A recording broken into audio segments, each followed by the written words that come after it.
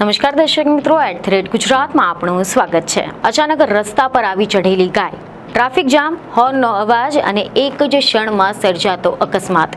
ગુજરાતના અનેક શહેરોમાં આ દ્રશ્ય હવે સામાન્ય બની ગયું છે, ખાસ કરીને અમદાવાદના રસ્તાઓ કે જ્યાં ઝડપથી દોડતી ગાડીઓ અને વ્યસ્ત રસ્તાઓ પર અચાનક જ દેખાતી રખડતી ગાય। આ દ્રશ્ય માત્ર ટ્રાફિકને અટકાવતું નથી, પરંતુ અનેક પરિવારોની ખુશીને એક જ પળમાં છીનવી લે તેવી ઘટના બની શકે છે। અમદાવાદ જેવા મહાનગરમાં રખડતી ગાય માત્ર અસુવિધા નથી, પરંતુ જાહેર સુરક્ષાનો મોટો પ્રશ્ન પણ બની ગઈ છે। લોકો પૂછે છે કે ગાય રસ્તા પર કેવી રીતે, માલિક ક્યાં છે, જવાબદારી કોણ લેશે અને આ સમસ્યાનું કાયમી ઉકેલ શું થશે?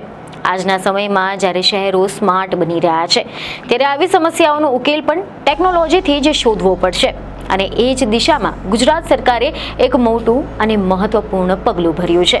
જી હા, હવે આ બધા જ પ્રશ્નોના જવાબ આપવા માટે ગુજરાત સરકાર લાવી રહી છે એક એવી ટેકનોલોજી કે જે સાંભળવામાં ફિલ્મી લાગે છે, પરંતુ હકીકતમાં છે સંપૂર્ણ વૈજ્ઞાનિક અને અદ્યતન।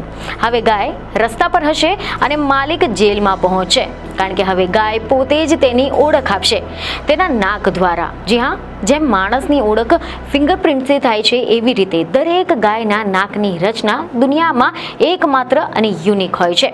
નાક પરની રેખા, ડિઝાઇન અને ટેક્સચર બધું જ અલગ હોય છે, જેથી હવે રાજ્ય સરકાર આર્ટિફિશિયલ ઇન્ટેલિજન્સ એટલે કે એઆઈની મદદથી રખડતી ગાયોની સમસ્યાનો કાયમી ઉકેલ લાવવાની તૈયારીમાં છે, અને એવો ઉકેલ કે જેમાં ગાય રસ્તા પર હશે તો પછી તેના માલિક સુધી પોલીસ અને મહાનગરપાલિકા મિનિટોમાં જ પહોંચી શકે છે।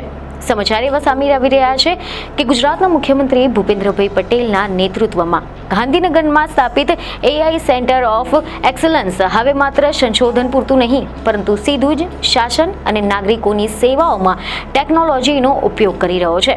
આ જ અભિગમ અંતર્ગત અમદાવાદ મહાનગરપાલિકા માટે એક મહત્વપૂર્ણ પાયલટ પ્રોજેક્ટ શરૂ કરવામાં આવ્યો છે, જે શહેરમાં રખડતી ગાયો દ્વારા સર્જાતી ટ્રાફિક અને જાહેર સુરક્ષાની સમસ્યાને નવા જ દ્રષ્ટિકોણથી હલ કરવામાં આવશે। હાલની સ્થિતિ પર જો આપણે નજર કરીએ તો અમદાવાદ શહેરમાં લગભગ 1,10,000 ગાયોમાં RFID ટેગ અને માઇક્રોચિપ લગાવવામાં આવી હોવાના અહેવાલો છે, અને આ તમામ ગાયોની માહિતી અમદાવાદ મહાનગરપાલિકાના ડેટાબેઝમાં ઉપલબ્ધ છે।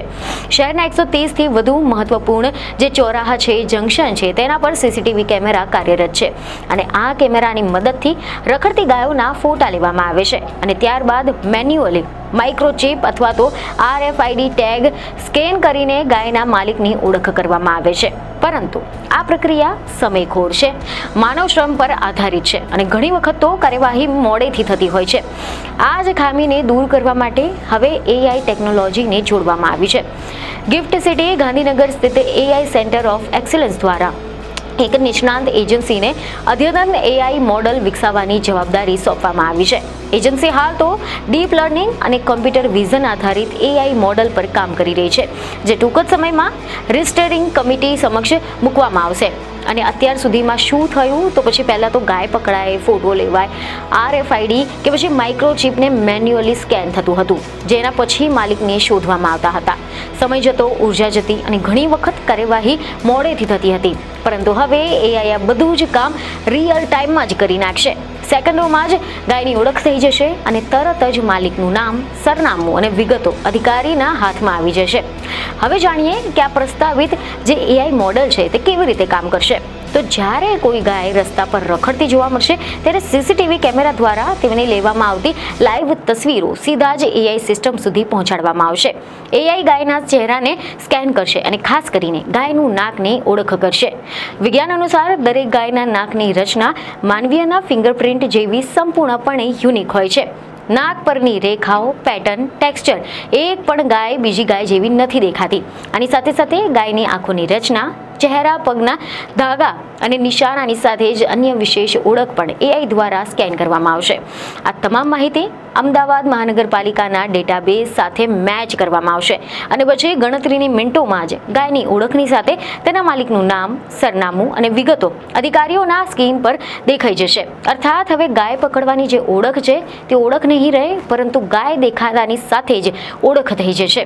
આ એઆઈ મોડલ તૈયાર કરવાની જવાબદારી ગિફ્ટ સિટી ગાંધી ગાંધીનગર સ્થિત AI સેન્ટર ઓફ એક્સલન્સ દ્વારા એક નિષ્ણાત એજન્સીને સોંપવામાં આવી છે અને આ એજન્સી ડીપ લર્નિંગ અને કોમ્પ્યુટર વિઝન આધારિત અદ્યતન AI મોડેલ પર કામ કરી રહી છે, જે ટૂંક જ સમયમાં સ્ટીયરિંગ કમિટી સમક્ષ રજૂ કરવામાં આવશે. અને જો આ પાયલટ પ્રોજેક્ટ સફળ સાબિત થશે તો પછી આવનારા સમયમાં રખડતી ગાય માત્ર દેખાશે નહીં, પરંતુ તરત જ ઓળખાઈ પણ જશે. માલિકની સામે કડક કાર્યવાહી થશે, દંડથી લઈને કાનૂની પગલાં સુધીમાં. તમે જણાવી દઈએ કે એવા રિપોર્ટ છે કે સરકારનો હેતુ સ્પષ્ટ છે કે રખડતી ગાયોના કારણે જે થતા અકસ્માતો છે તેને અટકાવવાનો, ટ્રાફિકની સમસ્યાને ઘટાડવાનો અને જાહેર સુરક્ષાને મજબૂત બનાવવાનો. અને સાથે સાથે ડેટા આધારિત નિરીક્ષણ વ્યવસ્થા ઊભી કરીને મહાનગરપાલિકાની કામગીરીને વધુ અસરકારક બનાવવાનું પણ ઉદ્દેશ છે.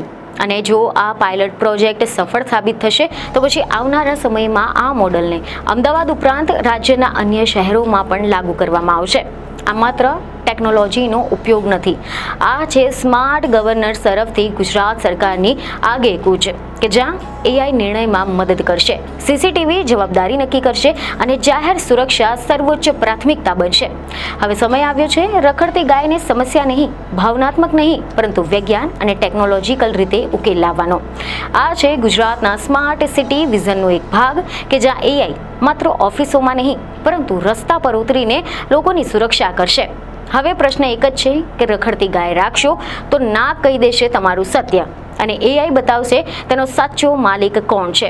કારણ કે સ્માર્ટ શહેરમાં સ્માર્ટ ઉકેલ જ જરૂરી બન્યો છે. તો હવે આ વિષય પર તમારું શું કહેવું છે તેમને કોમેન્ટમાં જરૂરથી જણાવો. બીજને એક ખબર સાથે ફરી મળીશું. ધન્યવાદ.